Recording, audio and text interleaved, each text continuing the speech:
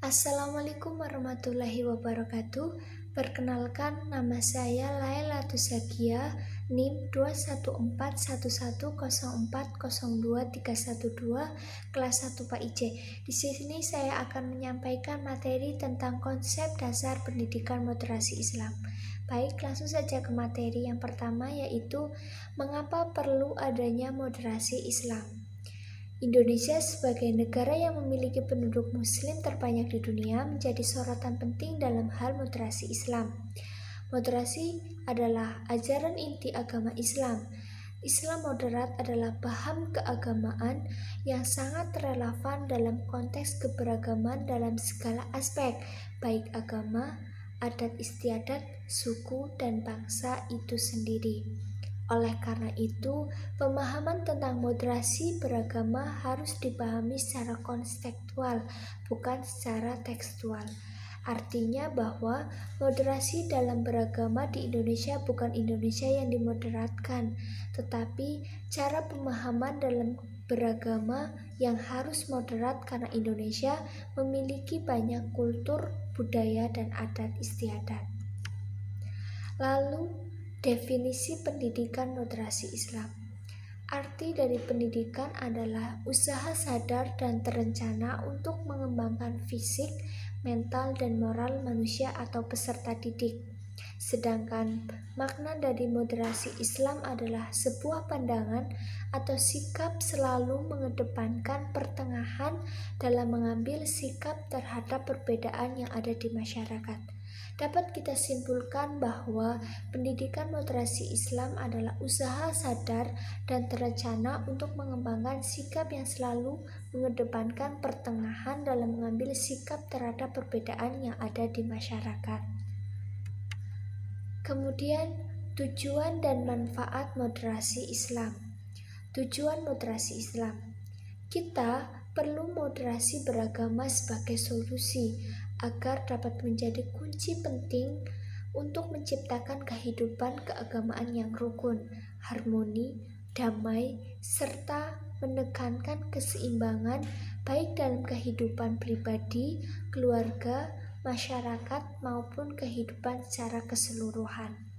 Sedangkan manfaat moderasi Islam adalah manfaat dari moderasi Islam itu sendiri diantaranya dapat membangun sikap toleran dan rukun guna memperkuat persatuan dan kesatuan bangsa. Kemudian, landasan normatif moderasi Islam. Banyak dalil dari Al-Quran yang merujuk pada pemahaman seputar moderatisme Islam. Beberapa sampel dalil itu setidaknya dipaparkan sebagai berikut. Yang pertama, Quran Surat Al-Adiyat ayat 5 yang berbunyi Fawasatna bihi jama'ah, yang artinya dan menyerbu ke tengah-tengah kumpulan musuh. Quraisy Shihab menjelaskan secara umum bahwa kehadiran hari kiamat datang tanpa disangka. Kehadirannya seperti serangan yang datang dengan tiba-tiba dari tentara berkuda di tengah kelompok yang merasa dirinya kuat, tetapi ternyata diporak-pandakan. Quraisy Shihab dalam tafsirnya mengatakan bahwa awasat hum dalam ayat ini bermakna saudara mereka yang di tengah, yakni yang paling moderat dan baik pikirannya di antara mereka. Lalu yang kedua adalah Quran Surat Al-Ma'idah ayat 89. Konteks ayat ini berbicara tentang kafarat atau denda pelanggaran bagi orang yang melanggar sumpah dengan disengaja. Kafaratnya yaitu pertama memberi makanan kepada 10 orang miskin yang diberi 1 kali. Masing-masing dari mereka menerima makanan yang biasa dimakan keluarga di rumah, bukan makanan-makanan yang paling rendah yang biasa dimakan dalam keadaan hidup susah, bukan pula makanan paling tinggi yang mereka makan ketika hidup lapang seperti makanan hari raya dan lain-lain yang biasa disuguhkan kepada para tamu. Makna wasot di sini adalah bermakna ukuran untuk makanan yang layak dan pantas dan pertengahan. Kata awasat atau pertengahan dalam arti makanan yang biasa dimakan, bukan hidangan istimewa. Ada juga yang memahaminya dalam arti yang terbaik. Memang kata tersebut dapat diartikan demikian, tetapi pendapat pertama lebih kuat, apalagi salah satu ciri agama Islam adalah moderasi. Bahkan, kebajikan adalah pertengahan antara dua ekstrim, seperti kedermawaan adalah pertengahan antara sifat kikir dan boros. Keberanian adalah pertengahan antara takut dan ceroboh. Yang ketiga adalah Quran Surat Al-Baqarah ayat 142 sampai 143, yang artinya, dan demikianlah pula kami telah menjadikan kalian umat Islam, umat yang wasat atau adil dan pilihan, agar kalian menjadi saksi atas perbuatan manusia dan agar Rasul Muhammad menjadi saksi atas perbuatan kalian. Dan kami tidak menetapkan kiblat yang menjadi kiblatmu sekarang, melainkan agar kami mengetahui supaya nyata siapa yang mengikuti Rasul dan siapa yang membelot. Dan sungguh, pemindahan kiblat itu terasa amat berat, kecuali bagi orang-orang yang telah diberi petunjuk oleh Allah, dan Allah tidak akan menyia-nyiakan imanmu. Sesungguhnya Allah Maha Pengasih lagi Maha Penyayang kepada manusia. Sebagaimana para mufasir kontemporer lainnya, Quraisy Shihab termasuk di antara ulama tafsir yang konsisten mendasarkan dan menyeru kepada prinsip wasatiyah sebagai sebuah karakter dan metode memahami nas Al-Quran.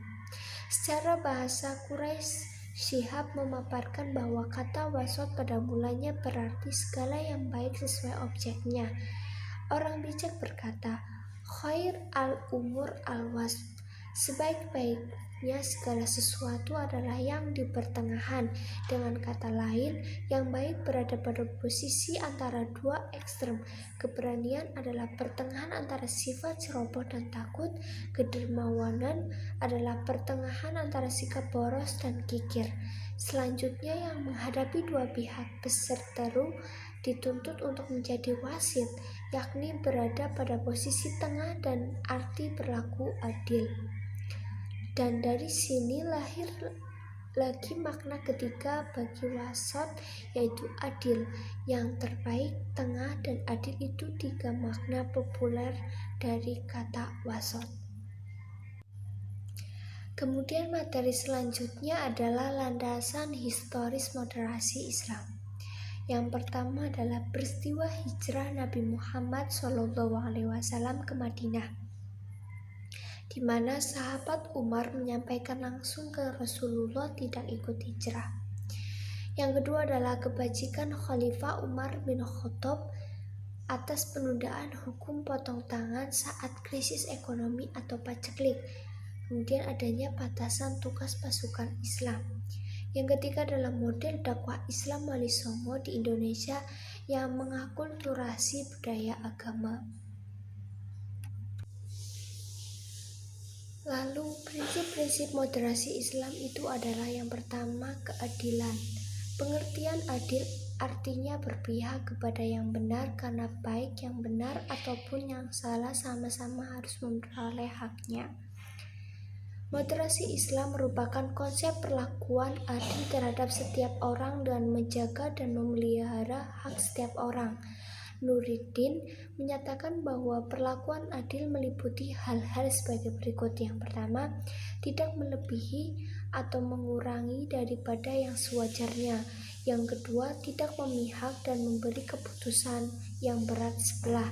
Yang ketiga, sesuai dengan kemampuan tingkatan atau kedudukan.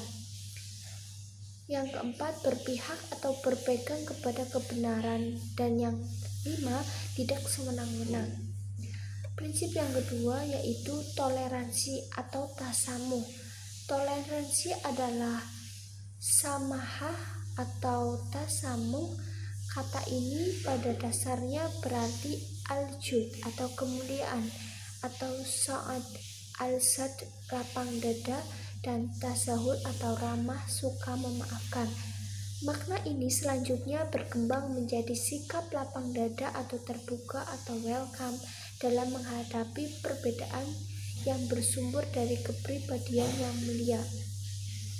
Sikap toleransi dalam Islam ditegaskan dalam Al-Quran terkait dengan sikap interaksi sosial yang saling terbuka dan untuk saling mengenal. Perbedaan suku, agama, keyakinan, dan latar belakang seseorang bukan untuk saling menghina, tapi untuk saling mengenal. Moderasi Islam memberikan kepahaman tentang makna toleransi atau tasamuh dalam mensikapi persoalan kehidupan yang berbeda. Kemudian prinsip yang ketiga adalah keseimbangan atau tawasun. Di antara ajaran Islam adalah at-tawasun, yakni menetapkan keseimbangan dalam pertimbangan eksistensi kehormatan yang terdiri dari jasmani atau jasad, al-aql atau akal, dan ar-ruh atau roh.